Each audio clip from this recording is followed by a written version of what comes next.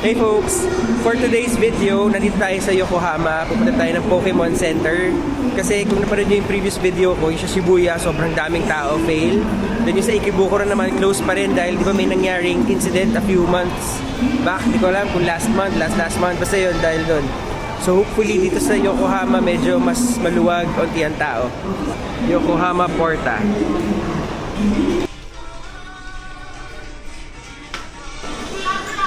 Okay, we're here. And hindi nga siya crowded, guys. Wait.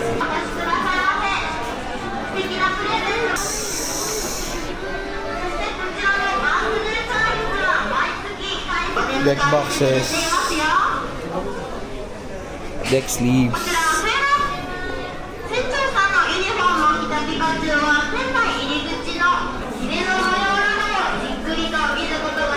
Related.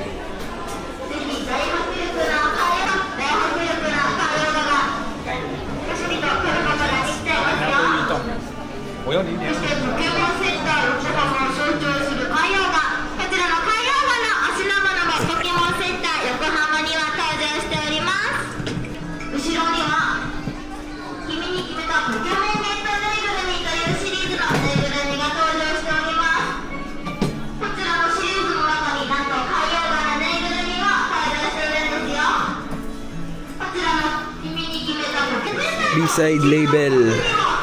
Actually, ang gaganda ng stickers ito, guys, kasi sobrang high quality. Nilagay ko yung mga ganito sa flask ko. Mas nag-fade pa yung flask ko kesa sa sticker. Kukuha tayo niyan in a while. Leather deck boxes. Brother Oyan, I got you!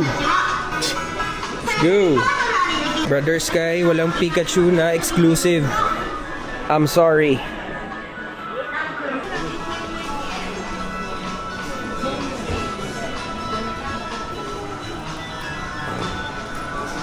Kopya na sleeves. Ang ganda.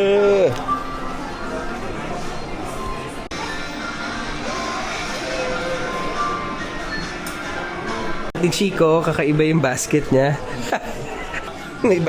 Yung basket niya may happy birthday. Meron na palang lagayan ng playmat.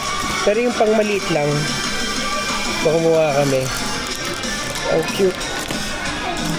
Guys, bumili kami na 5 packs ng Pitch Black. So, buksan na natin. Pack battle.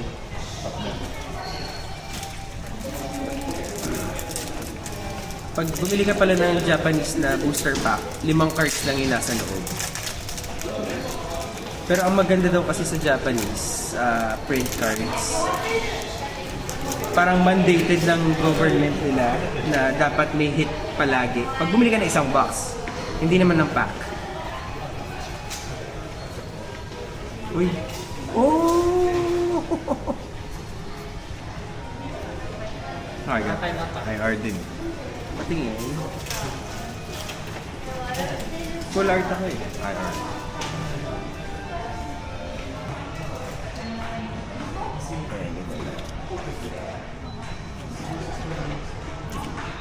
Wait, ano to?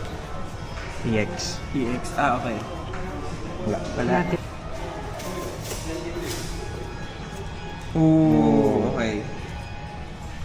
Pero ang pinakamalapit na hit is itong AR. Ano ba yung AR? AR, SAR sila, di ba? Art Rare. Ordered. Art Rare. Thanks for watching, guys!